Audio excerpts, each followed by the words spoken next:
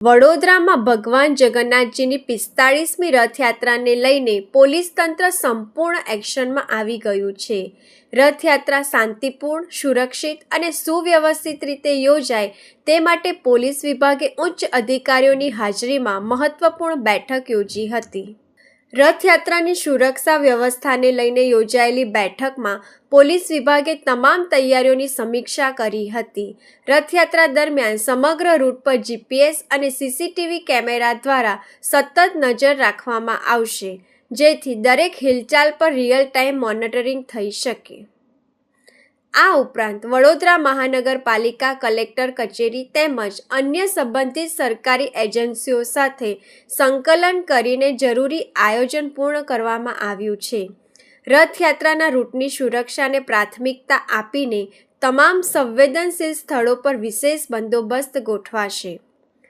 રથયાત્રાના માર્ગમાં આવતી કોઈપણ પ્રકારની અડચણોને અગાઉથી દૂર કરવા માટે તંત્ર દ્વારા કામગીરી હાથ ધરવામાં આવી રહી છે। પોલીસ વિભાગે જણાવ્યું છે કે ભગવાન જગન્નાથજીની 45મી રથયાત્રા શાંતિપૂર્ણ અને સુરક્ષિત વાતાવરણમાં સંપન્ન થાય તે માટે તમામ તૈયારીઓ પૂર્ણ કરી દેવામાં આવી છે। આજે ઇસ્કોન મંદિર દ્વારા જે પરંપરાગત તરીકે રથયાત્રા નીકળી છે, આ વખત 16 જોડાઈએ 45મી રથયાત્રા ભગવાન શ્રી જગન્નાથજી નીકળશે। રથયાત્રા સંદર્ભમાં, રથયાત્રાના બાબતમાં અમારા શહેરના पुलिस कमिश्नर साहेब, कोमर साहेब, दोनों ज्वाइंट सीपी, डीसीपी, एसीपी, संबंधित पीआई, बड़ौदा महानगर सेवा सदन के अधिकारी, जीवी के अधिकारी, तमाम अधिकारियों के साथ इस्कॉन मंदिर में बैठक हुई और प्रशासन चुस्त और दुरुस्त है। पुलिस की तरफ से, सीपी साहब की तरफ से पूरा भरोसा है, उन्होंने पूरा भरोसा दिया संबंधित अधिकारियों को।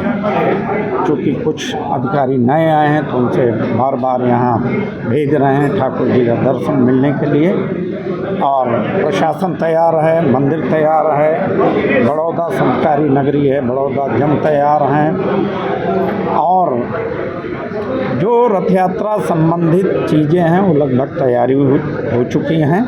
15 तारीख शाम की रथ यहाँ से रेलवे स्टेशन निकलेगा और 16 तारीख को 2:30 बजे बड़ौदा रेलवे स्टेशन से रथ यात्रा का शुभारंभ होगा। पुनः मैं इस्कॉन मंदिर के तरफ से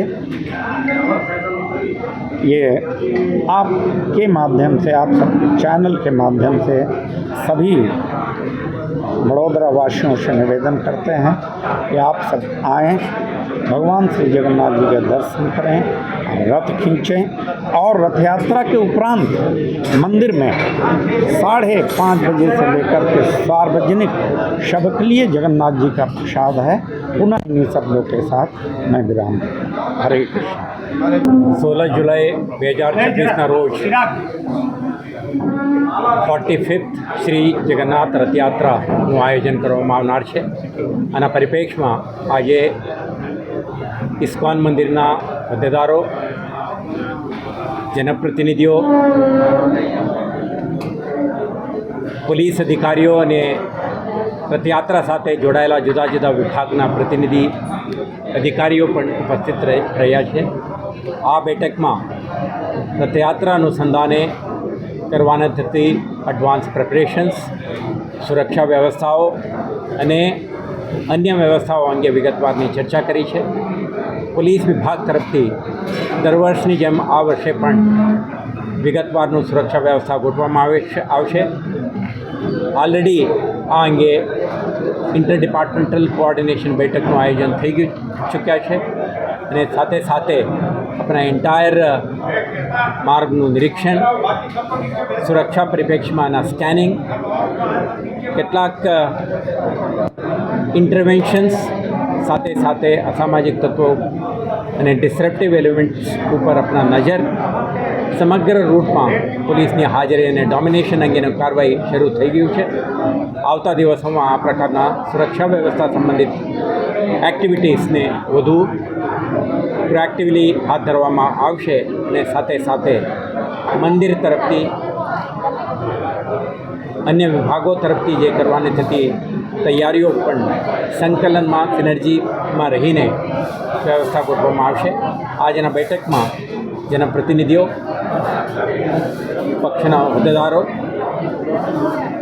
અને અન્ય તમામ સંકલિત વિભાગો તરફથી નિર્ણય કરવામાં આવ્યું છે કે 16 તારીખે યોજાનાર રથયાત્રા શહેરજનોને આસાનીથી દર્શન ભાગ્ય મળે અને એક શાંતિપૂર્ણ માહોલમાં સંપન્ન થાય તે દિશામાં પ્રયાસ કરવા અંગે નિર્ણય લેવામાં આવેલ છે. ખાસ કરીને રથયાત્રા નીકળવાની આજે આપણે રથયાત્રાથી થોડા દૂર છીએ. હું ફરીથી તમને જ્યારે રથયાત્રાના તારીખ નજીક આવે ત્યારે પોલીસ વિભાગ તરફથી કરવામાં આવતી તમામ સુરક્ષા વ્યવસ્થા અંગેની વિગતવારનું જાણકારી તમને આપીશ.